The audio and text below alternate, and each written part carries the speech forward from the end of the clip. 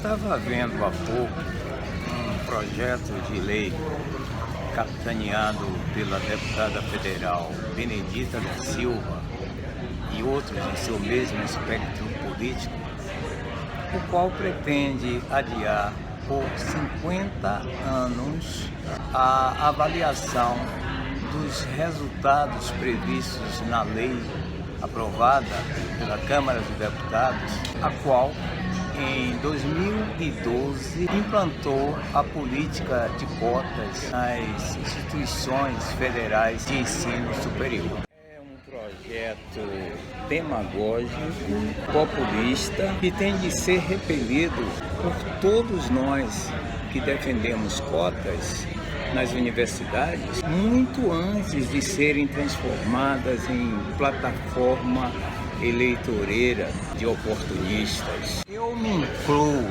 e Benedita da Silva sabe disso, entre os que, a partir do comitê Procota na USP, ao lado de Mauro Gopfersetronio, Susana Kelly, Nilman Nobre, tivemos de forma isolada levantando essa bandeira ainda em meados dos anos 1990.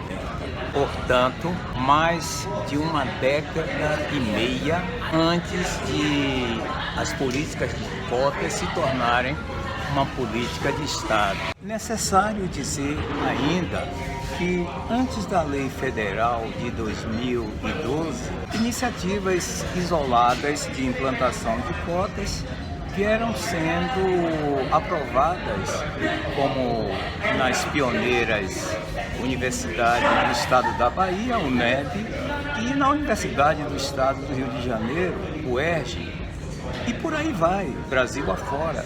Essas iniciativas até foram judicialmente contestadas em ações diretas de inconstitucionalidade, levando inclusive o Supremo Tribunal Federal, o STF, a examinar a questão em 2011, quando tais políticas foram consideradas constitucionais. Isso em 2011.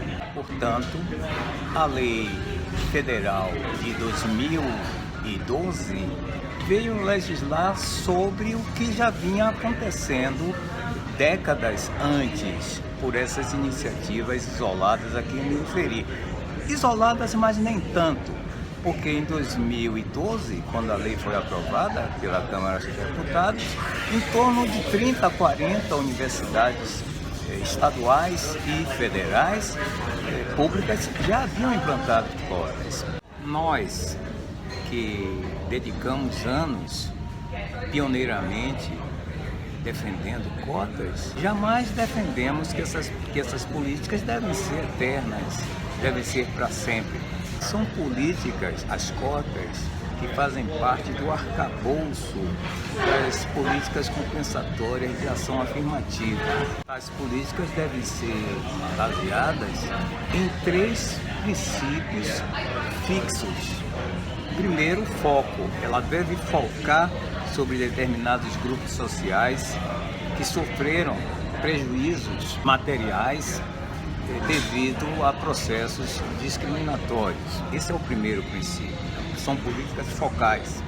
O segundo princípio dessas políticas é a meta a ser alcançada. Qual é a meta que queremos alcançar? Resgatar esses grupos que sofreram prejuízos, e incluí-los dentro daquilo que nós costumamos dizer princípios democráticos. Esse é o segundo princípio. E o terceiro e último princípio é que tais políticas devem ser constantemente avaliadas para ver se aquelas metas estão sendo ou não alcançadas.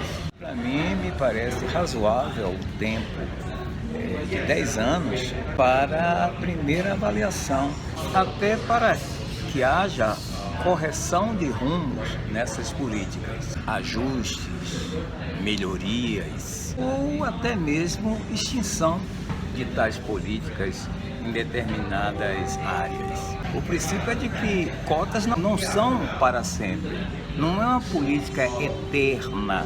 Nós temos que ver, nos últimos 20 anos em que essas políticas vêm sendo aplicadas, né, qual é o grau de inserção desses grupos ou de representantes desses grupos historicamente discriminados nesses ambientes de poder, nesses ambientes de saber que é a universidade. Nós não queremos criar um grupo de pessoas, negros, negras, indígenas, eternamente pendendo desse assistencialismo estatal.